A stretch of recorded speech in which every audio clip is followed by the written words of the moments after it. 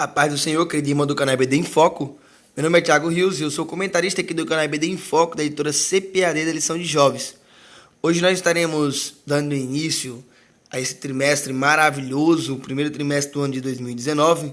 Desde já eu quero desejar um feliz 2019 a todos aqueles que planejam ter um bom trabalho na sua escola dominical, que você possa exercer a sua função de como professor com habilidade, com sabedoria, com discernimento, que você possa ter respeito e ao mesmo tempo ser ousado em sua escola bíblica dominical com os seus alunos. Estudaremos hoje a lição primeira do primeiro trimestre do ano de 2019 e a lição é uma lição muito maravilhosa. O tema da lição de modo em geral, né, que é rumo à terra prometida, a peregrinação do povo de Deus no deserto, no livro de Números. Nós vamos abordar um livro que é pouco estudado, vamos dizer assim, né, dentro das nossas instituições, e iremos ver como é maravilhoso o livro de Números, como temos muitos aprendizados dentro desse livro, aplicações práticas. Eu tenho certeza que você irá gostar. O texto do dia desta lição, 1 Coríntios capítulo 10, versículo 11, nos diz: Ora, tudo isso lhes sobreveio como figuras e estão escritas para aviso nosso, para quem já são chegados os fins dos séculos. Lá na frente nós vamos falar um pouco sobre esse texto do dia, no qual Paulo faz essa relembração aqui, né? Paulo relembra essa passagem de Números. Síntese: a peregrinação dos hebreus pelo deserto rumo a Canaã, por aproximadamente 40 anos, revela então lições importantes para a igreja na atualidade. Nós vamos observar também que faz uma alusão a Cristo durante 40 dias no deserto. Na realidade, é um tipo, né? A passagem do povo, no caso, o povo de Deus, da nação de Israel, no deserto, é um tipo da nação de Deus nessa terra. Ela faz um tipo também com Jesus, quando vai para o deserto, passando 40 dias. E você vai observar que tem muitas ligações, você pode fazer muitas ligações com o livro de Números, com a pessoa de Jesus Cristo. Texto bíblico que costumamos fazer leitura, 1 Coríntios capítulo 10, versículo 1 ao 11. Não façamos leitura para ganhar tempo. A introdução nos diz assim: com a ida da família de Jacó para o país mais rico da época, a fim de escapar da fome, os hebreus prosperaram grandemente. A prosperidade do povo de Deus no Egito fez com que ele passasse a ser considerado uma ameaça social e política. Os hebreus tornaram-se então escravos e sofreram muito debaixo do jugo de Faraó.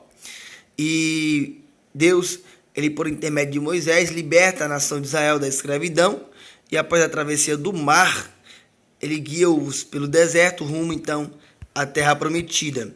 Entretanto, primeiro era necessário que passassem pelo Sinai, para que recebessem então a lei, pois precisavam de parâmetros civis, parâmetros morais e também espirituais, para que eles se estabelecessem como se fosse uma nação.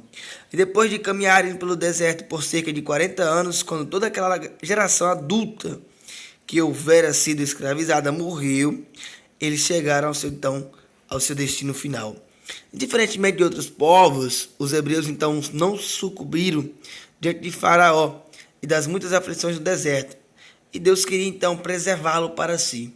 Por isso, prometido que deles descenderia o Salvador da humanidade. Irmãos, Deus sempre ele vai fazer com que os seus filhos caminhem com ele no deserto. Antes de Cristo nascer, você observa que Deus leva José e Maria a fazer uma jornada, né, até na terra natal de José, onde nasceu então o meio Salvador Jesus Cristo. E vendo que Jesus, após o nascimento dele, logo quando ele era pequenininho, quando ele era bebezinho, Deus ele faz com que a família, né, essa bendita família, faça uma longa viagem. E quando eles fazem essa longa viagem, atravessando o deserto, até no Egito, nesse tempo que Jesus, ainda crescendo ali, ele se robustecia, no caso, em espírito, E João Batista, você pode observar que também ele esteve no deserto até o dia em que havia de mostrar a nação de Israel, né? Ele cresceu no deserto, comendo gafanhoto. E a necessidade de caminhar pelo deserto parece que é um requisito assim para as pessoas passarem a conhecer a Deus, passarem a ter uma intimidade maior para com Deus. Nós vemos que depois dos 30 anos de Cristo, lá depois do batismo das águas, o que acontece? Logo em seguida, quando batiza Jesus, quando João Batista batiza Jesus nas águas, a Bíblia diz que o Espírito Santo conduz, né, convida Jesus para que ele faça uma jornada de 40 dias pelo deserto. E ali onde Jesus foi provado, ali onde Jesus foi tentado, ali onde os anjos o serviam, e Jesus, ele desenvolveu o seu ministério, então, caminhando com os seus discípulos no deserto. E você veja que a história da nação de Deus, a história do povo de Deus em Números, no livro de Números, ela tem como pano de fundo uma promessa. Uma promessa essa que foi feita a Abraão, né? E essa promessa sendo feita a Abraão, ela foi confirmada dentre todos os seus descendentes, tal como Isaac, Jacó, né? E a sua linhagem aí em diante. E quando chega o tempo oportuno que Deus usa por intermédio de Moisés libertar a nação de Israel da escravidão, aí onde eles atravessam o mar, e aí Deus então vai guiar essa nação pelo deserto, rumo então à terra prometida que Deus tinha prometido para Abraão, né, que era da terra que manava leite e mel. Entretanto, a primeira coisa que nós temos que prestar atenção é que para eles passassem, que a nação de Israel tinha que passar pelo Monte Sinai, né? E para eles passassem pelo Sinai, para que eles pudessem então receber então as leis, porque eles precisavam então de ser uma nação padrão. Tinha que ter conhecimento civil, tinha que ter conhecimento moral, não espiritual, mas também tinha que ter um conhecimento civil e morais. São parâmetros que toda nação, que todas as pessoas têm que ter. Tudo isso para que ela se estabelecesse como se fosse uma nação. Então, irmãos, baseado em todo esse contexto aqui que eu falei para você nessa introdução, nós vamos adentrar então um pequeno conhecimento do livro de Números, né? E o livro de Números, ou No Deserto, como assim era chamado, nos diz assim: ao traduzir o Antigo Testamento para o grego, tradução chamada então Septuaginta, um grupo de 70 sábios denominou então o terceiro livro do Pentateuco de Números, por conta dos dois recenseamentos mencionados então na obra. Na Bíblia hebraica, entretanto, o livro tem como título No Deserto, expressão extraída no texto de Números, falou mais o Senhor a Moisés, então no deserto. A maioria dos fatos neles narrados se desenvolveram então no deserto. As duas titulações possuem justificativas plausíveis e, sobre o prisma da didática, tem então como grande importância. Por isso, então, ao longo das lições, ambas serão utilizadas. Irmãos, o quarto livro do Pentateuco, no caso, como ele recebeu o nome, né, pelos judeus de No Deserto, o termo Números ele foi cunhado então para nomear o referido trabalho literário, quando no Antigo Testamento ainda a língua era grega, eles colocaram então esse nome então no deserto, e aí colocaram para nós como Números. O que nós temos a dizer aqui, irmãos, é que tanto é importante a quantidade de pessoas que foram envolvidas nessa empreitada, né, como também as circunstâncias que rodearam ali aquela nação, os seus esforços que eles se desenvolveram para caminhar, para prosseguir. Não foi 40 dias, foi 40 anos, né, mais de 600 mil homens, eles fizeram essa trajetória. É claro que é um milagre assustador, porque você ter cerca de mais de 1 milhão de pessoas, porque aqui são 600 mil homens, fora crianças, fora as mulheres, né? Foi uma migração assim, como é que a gente fala? Estupendamente, né, gigantesca. E além de muitos animais que não morreram de sede, que não morreram de fome, ao longo desses 40 anos, enquanto eles peregrinavam então em uma região deserta, uma região às vezes castigante, mas nós temos que entender que Deus ele supriu as necessidades deles e guiaram eles. Então, assim, números, ou seja, no deserto, é uma expressão correta a se dizer esse livro, porque ele expressa perfeitamente a trajetória de uma nação que Moisés guiando o povo no deserto. Por isso que colocou então esse número, ou seja, no deserto, porque é um livro que vai mencionar a nação de Israel na sua trajetória no deserto até chegar à terra de Canaã. O subtópico segundo ele vai falar sobre considerações preliminares. E alguns eruditos defendem então que o livro de Números poderia então ser chamado de peregrinação no deserto, livro das caminhadas, livro das murmurações, o livro do deserto. Por narrar a caminhada de Israel, então fez sobre a liderança de Moisés, que o escreveu por volta do ano de 1440, 1400 a.C., segundo a maioria dos estudiosos. A Bíblia então vai declarar que a narrativa de Números traz lições objetivas para nós, que vivemos como, no caso, nos fins dos séculos, conforme 1 Coríntios 10:11. Ora, tudo isto lhe sobreveio como figuras, e estão escritos para aviso nosso, para quem já são chegados os fins dos séculos. O jovem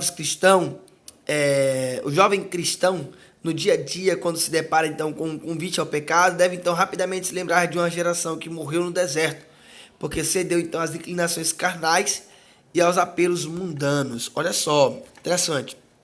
Deus, séculos depois, de maneira poética, usou então Osés para descrever com precisão o que então aconteceu. Números, irmãos, é um livro, por demais importante, assim, dentre outras coisas, porque, assim, ele vai nos falar sobre o padrão da santidade que uma nação tem que ter, que um povo de Deus ele tem que ter. E, além do mais, a importância para a vida cristã no livro de Números é expressadamente assim declarada, né, pelo apóstolo Paulo. Então, quando ele escreve a primeira carta em Coríntios, como eu fiz a menção aqui atrás, quando ele faz uma detalhada narrativa assim desses episódios, né, de alguns episódios, ele vai dizer que Deus ele não se agradou da maior parte deles, porque eles foram prostrados no deserto, eles adoraram outros deuses no deserto, né, esqueceram de Deus no deserto. E essas coisas foram feitas, né, em figuras. No caso, Paulo vai dizer a nação de 1 Coríntios que tudo isso foi feito, aconteceu, e ele está relatando aqui dali, para que nós não cobicemos as coisas más, né, como eles cobiçaram. E tudo isso aconteceu para quê? Para que viesse como um aviso para nós, para que nós, quando chegasse no fim dos séculos, prestasse mais atenção na nossa caminhada cristã, se nós não estamos nos perdendo da essência no meio dessa trajetória até chegar à terra prometida, que é a nação celestial, Jerusalém.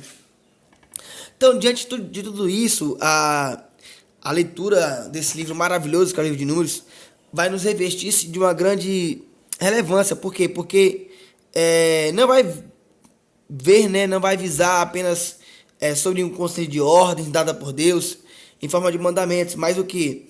Mais um ensino assim, mais sistematizado, com o objetivo assim, de nós temos um aprendizado futuro, entende?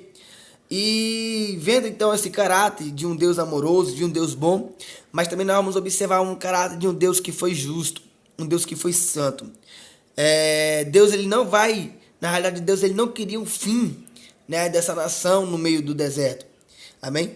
Mas aconteceu as rebeliões, aconteceu as desobediências, e sem sombra de dúvida Deus não poderia deixar isso passar desapercebido, porque era o nome dele que tinha que zelar. E Deus, assim como ele é amoroso, misericordioso, mas Deus também ele é justo. E tendo o terceiro subtópico aqui, nós vemos que houve uma relevância contemporânea, e dentro disso nós vamos dizer o que o livro de Números traz. De um lado, a dureza de coração de um povo composto por ex-escravos, escolhidos então, os quais morreram então no deserto. E de outra, a longanimidade e o amor de um Deus santo e justo, que diariamente alimentava, então cuidava, instruía e protegia e guiava pessoas que mesmo assim dia após dia se tornavam então ainda mais obstinados, desobedientes, rebeldes, incrédulos e ingratos. O livro vai narrar também o surgimento de uma nova geração, a partir do segundo censo, que seria introduzida em Canaã, sob o comando de Josué. O livro de Números não é um dos mais comentados da cristandade, porém possui então inestimável valor histórico e espiritual, ao trazer a narrativa das minuciosas da caminhada então pelo deserto. E por isso constitui-se então em um verdadeiro tratado a respeito do relacionamento entre Deus e o seu povo, de onde se pode então extrair um riquíssimo tesouro teológico para a atualidade. Irmãos, o livro de Números, dentro desse tópico aqui, relevância contemporânea, ele é tão profundo e ao mesmo tempo singelo, porque ele vai trazer, de um lado, o adereço de um coração de uma nação, né, composto aqui por ex-escravos, escravos esses que foram escolhidos para sair do deserto, né, os quais, mesmo Deus prometendo eles saírem do deserto, eles também morrem no deserto. E nós observamos que Deus dava alimento para eles, Deus cuidava deles, Deus protegia eles, Deus instruía eles, guiava eles pelo deserto, mas eles, mesmo assim, eram desobedientes, rebeldes, incrédulos, ingratos. E essas descobertas assim que o Espírito Santo desejou entregar então ao seu povo, né? E vamos dizer assim, através do seu povo que lê o livro de Números, é uma coisa bem importante, sabe por quê? Porque vai exigir do leitor uma dedicação da leitura, vai exigir do leitor a dedicação de uma busca, né? Porque é isso que nós observamos na leitura de Números. Uma nação que saiu do deserto, saiu do Egito, ficou no deserto, mas que não buscou a Deus, que esperou Deus fazer com que eles buscassem, entende? É isso que eu quero dizer para os irmãos diante dessa relevância contemporânea. Porque foi uma nação que saiu do deserto, saiu do Egito, mas que morreu do deserto. E que Deus, para honrar sua palavra, teve que matar todos, né, que saíram do Egito e deixar entrar na terra de Canaã somente Josué e Caleb, né, e aqueles que nasceram ali no meio do deserto, para que Deus pudesse ser justo. Então, essas verdades aqui, que é bem profundas, elas têm que ser ensinadas, e Paulo ele tomou esse cuidado e ensinou isso para a igreja de Coríntios. Nós temos que aprender isso, que as coisas de Deus não é feita de qualquer maneira, que as coisas de Deus ela tem uma responsabilidade, e que nós não possamos zombar, que nós não possamos ficar aí murmurando. Por quê? Porque Deus ele puniu a nação. E como Deus puniu a nação, mais de 1 milhão de pessoas, o que custa Deus também fazer isso comigo? Se eu ficar zombando, se eu ficar maltratando a nação, o meu povo, o povo de Deus no caso, se eu ficar fazendo as coisas erradas, tentando enganar as pessoas. Ou seja, eu tenho que entender uma coisa. Deus ele não deixa se escarnecer. Deus é amoroso, mas Deus também é justo. Segundo tópico, as experiências, então, no deserto. Deserto, lugar, então, de caminhada. Vamos lá? Um dos significados do deserto é uma terra inabitada. Mas a Bíblia vai dizer que Deus estabeleceu a terra para que fossem habitadas. Isaías 45:18. O deserto não é um lugar de moradia, mas um lugar de caminhada, um lugar de passagem, um lugar de transição. Deus lhe mostrou aos hebreus que, ao conduzi-los até Canaã, guiou-os por uma grande e terrível deserto de serpentes ardentes, escorpiões e terra seca, em que não havia água. Deuteronômio 8:15. O objetivo do Senhor era, então, humilhar e prová-los para saber o que estava nos seus corações e se guardaria, então, os mandamentos ou não. Deus ele queria que, dessa forma, que a caminhada no deserto nunca fosse, então, esquecida pelos hebreus, pelo aprofundamento do relacionamento, então, com Deus. Irmãos, sentir-se perdido, né, é um dos resultados que vai acontecer por quem não vai ficar atento aos cuidados de uma determinação de uma caminhada. Se eu faço uma viagem, eu tenho que prestar atenção na rota dessa viagem. Se eu saio do Pará para ir para São Paulo, eu tenho que saber por onde eu vou passar. Maranhão, Tocantins, e assim por diante. Piauí, ou seja, então eu tenho que saber, né, ter cuidado por onde eu estou andando. E isso aconteceu então com mais de 600 mil guerreiros quando saíram do deserto, no caso do Egito. Eles estavam angustiados, estavam sem dúvida, no caso estavam com dúvidas, eles acreditavam já que aquela caminhada já não fazia mais sentido e que tudo já parecia então vazio, que tudo já não tinha mais valor, entende? E eles sentindo essas tristezas, por verem que já estavam ali há 40 anos caminhando pelo caminho errado, já tinham uma ansiedade enorme, e assim, por não fazerem, né, por não saberem, no caso, o que mais fazer, porque eles estavam rodando em um mesmo trajeto, só dando volta. Como é que a gente diz isso? Eles não entendiam que Deus queriam conduzir eles para o deserto para fazer uma transformação na vida deles. Entende? Por quê, Tiago? Porque o deserto, ele não é um lugar de habitação. O deserto não é um lugar para você passar o resto da sua vida. O deserto não é um lugar para você viver, morar. Não. O que Deus queria no deserto é que eles pudessem então ter um aprofundamento em um relacionamento entre o homem para com Deus. Entende? Deus, ele vai nos levar no deserto. Deus vai levar as pessoas no deserto. Deus levou Jesus no deserto. Tudo isso para fazer uma intimidade maior entre o homem e Deus. E é por isso que às vezes você vai passar por o deserto. Seja ele o deserto do emprego, seja ele o deserto da sua família, seja ele o deserto do desprezo, seja qualquer tipo de deserto. O problema, você, professor, sabe muito bem do que eu estou querendo falar. Então todos nós passamos pelo deserto, uma caminhada como a nação de Israel passou. Pode ser um dia, pode ser um ano, pode ser um mês, sim. Mas fato é que quando eu estiver no deserto, é que Deus está me preparando para que eu possa receber coisas maravilhosas diante dele.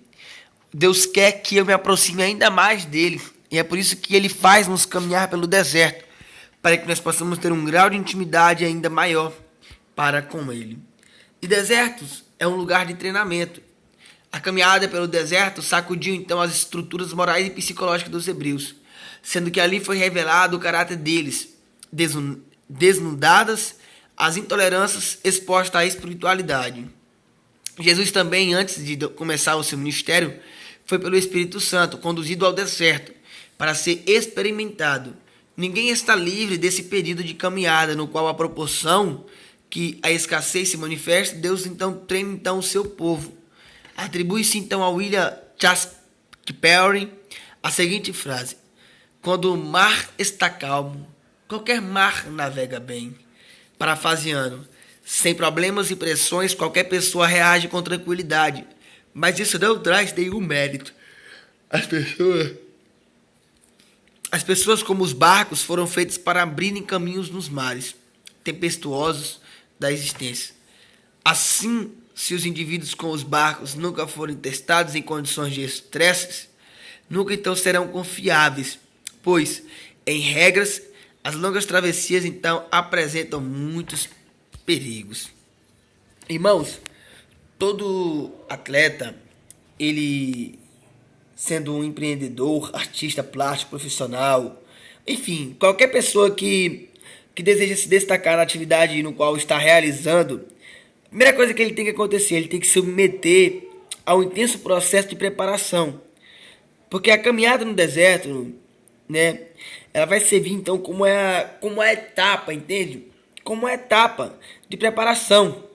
Na vida daqueles que servem a Deus, na vida daqueles que fazem as coisas do Senhor, é dessa maneira.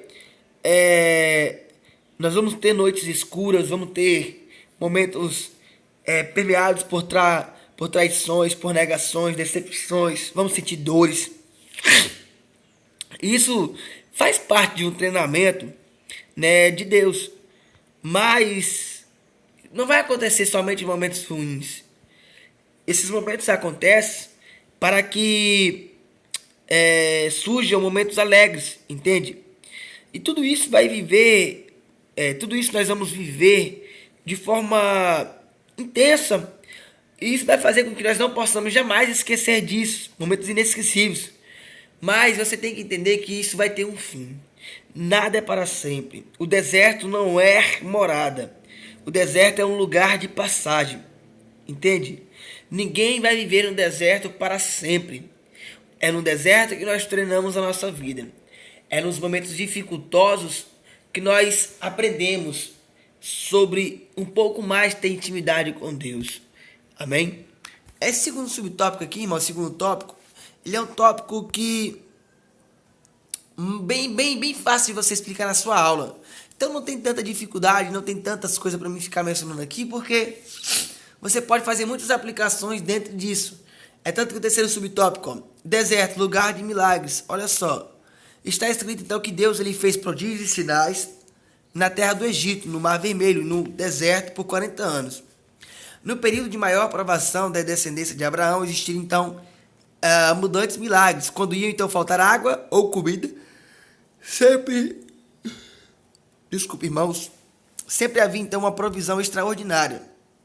As roupas e os sapatos dos israelitas milagrosamente não se desgastavam, mesmo debaixo de um sol causticante. O fato é que ao longo de quase 40 anos de caminhada no deserto, nenhum deles então morreu de sede ou de fome, ou ficou então sem roupa ou calçado. Mas Jesus diz, pois se Deus assim veste então a erva do campo, que hoje existe e amanhã é lançado no forno, não vos vestirá então muito mais a vós, homens de pequenas fés. Não andeis então, pois inquietos, dizendo que comeremos, ou que beberemos, ou o que vestiremos. Fato é que geralmente, irmãos, as maiores vitórias, né, as maiores conquistas, elas sucedem de grandes necessidades criadas por Deus, entende? E, assim, nós temos que, claro, fazer as coisas do Senhor com habilidade, mas nós temos que entender que em determinados momentos nós vamos passar por dificuldades, nós vamos passar por problemas. Não é porque eu faço as coisas de Deus com habilidade, não é porque eu faço as coisas de Deus com perfeição, da melhor maneira possível, que eu não vou sofrer tempestades no deserto, que eu não vou sofrer algumas angústias no deserto. Mas no deserto são momentos que nós vamos passar por algumas dificuldades. No deserto nós vamos passar por alguns problemas, mas no deserto é onde Deus vai saciar os nossos desejos, os nossos anseios. É só nós confiarmos, é só nós permanecermos firmes, prestar atenção. Se Deus durante 40 anos supriu a necessidade de um povo, no deserto mais de 1 milhão de pessoas, quanto mais do seu servo, que está aqui o tempo todo, hoje, mediante a graça que Jesus no qual morreu, enviou o Espírito Santo para ficar o tempo todo gemendo por nós como gemidos inexprimíveis. O último tópico, ele vai fazer aqui as alusões, né, a tipologia. E Cristo no deserto. O primeiro é a pedra que o seguia, o segundo é o maná e o terceiro é a serpente de bronze. Dentro do primeiro nós vamos observar uma coisa bem interessante, olha só. A constatação mais confortante, de décadas pelo deserto é a de que Cristo estava ali com os hebreus todo o tempo. Jesus era a pedra espiritual que o seguia. A expressão bíblica demonstra então todo o cuidado e carinho de Deus pelo seu povo. A vida nesse mundo, portanto, só prossegue pela abundante graça e misericórdia divina. Deus ele vai conhecer então a desobediência do seu povo, mas mesmo assim então ele continua a nos suportar e nos acompanhar pacientemente todos os dias. É por causa dele, Cristo Jesus, que não sucumbimos. Glória, pois a ele então eternamente. Irmãos, em 1 Coríntios, Deus ele revela, né, que Cristo era a pedra que o seguia. E isso foi necessário mencionar, por quê? Porque a palavra usada nesse texto por Paulo, no caso pedra, vai ter o significado de penhasco, ou seja, de rocha. Não é uma pedra qualquer, não era uma pedrinha de 10 gramas, né, que seguia a nação de Israel durante a caminhada deles no deserto. Entende? Mas o interessante nós observarmos é que não se diz que eram os hebreus que seguiam essa rocha, que seguiam essa pedra. Muito pelo contrário, era uma pedra que acompanhava a nação de Israel por onde eles caminhavam, entende? E uma coisa bem confortante de toda dessa travessia é que eles passaram décadas, né, no caso 40 anos, caminhando pelo deserto, e essa pedra o tempo todo estava atrás.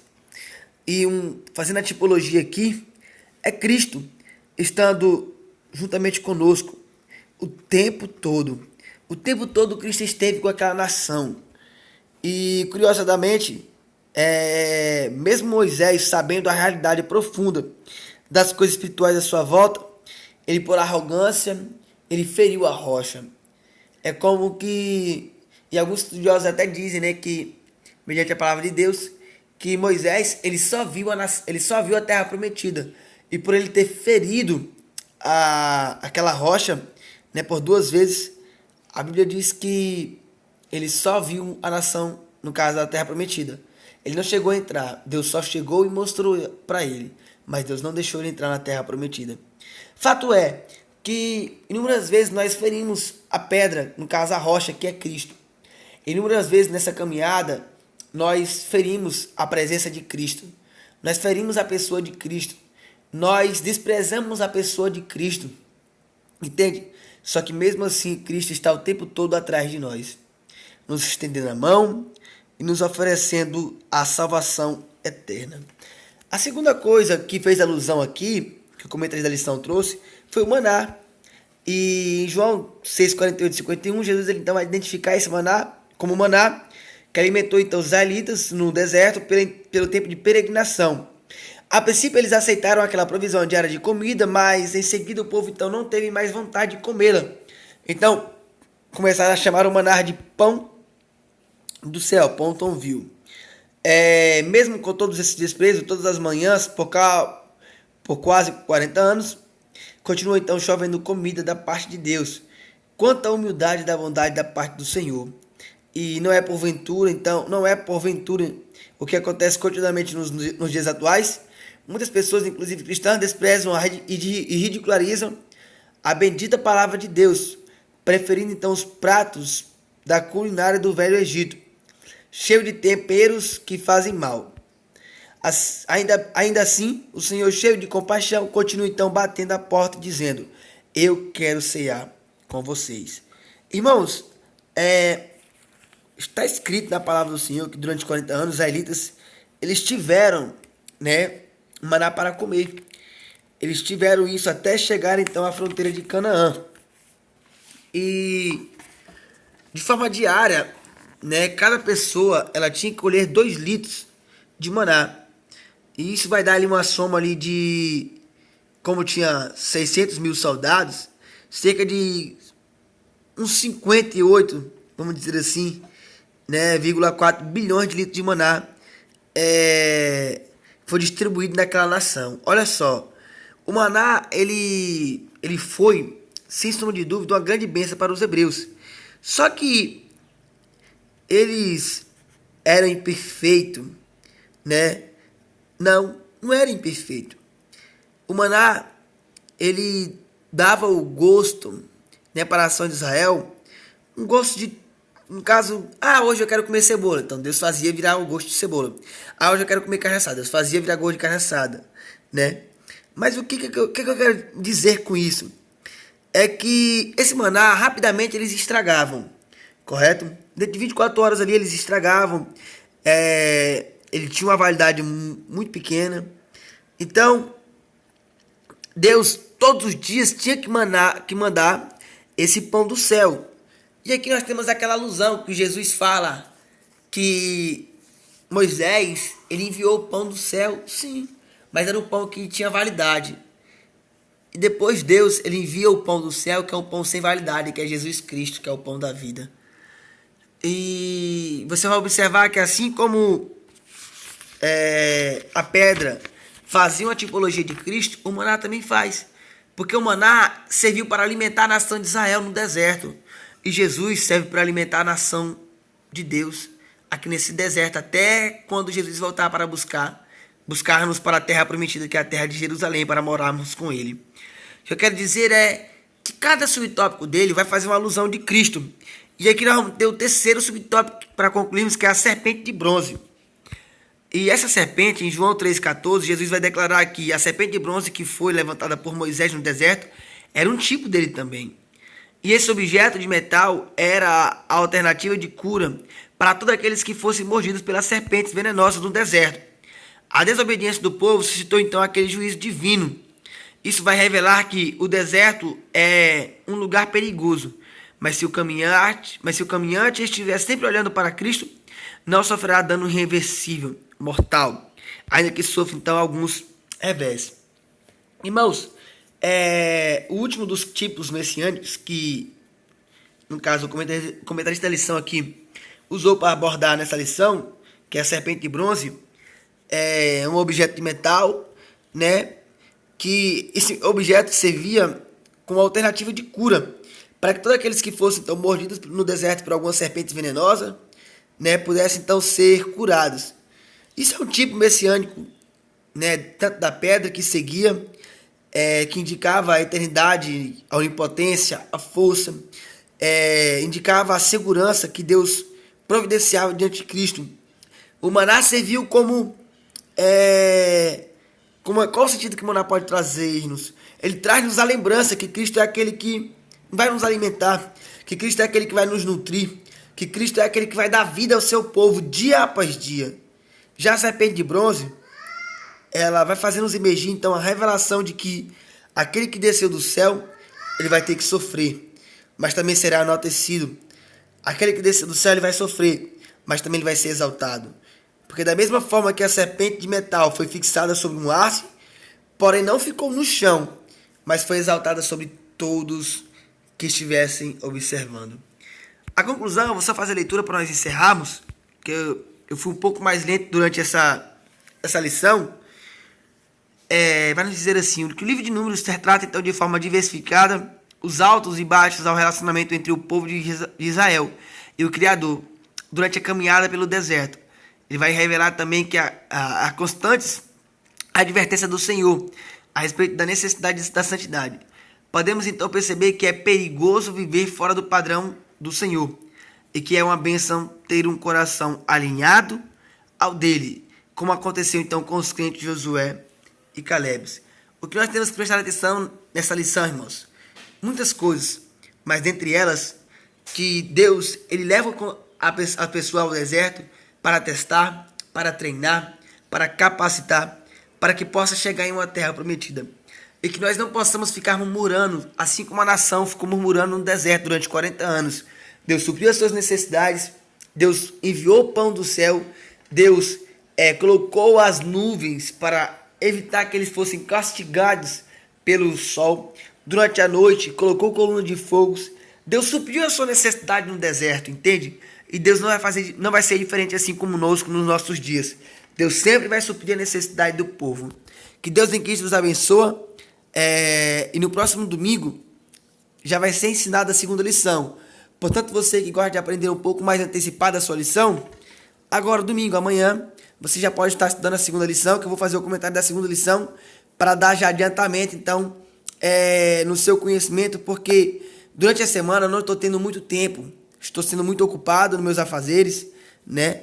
E então eu resolvi todo domingo agora, a partir desse domingo agora que vem, na segunda lição, gravar a lição. E aí você, professor, já vai ter aqui uma semana para assistir nosso comentário, para ter o slide, para se familiarizar. E eu peço que, se você puder, visite a nossa plataforma, entre no nosso site. Se você quer usar esse slide em sua classe de aula, entre no nosso site www.ebdinfoco, e lá você então vai ter acesso a esse slide. Que Deus e Cristo os abençoe. E essa foi mais uma aula do canal EBD em Foco, ministrado por nós.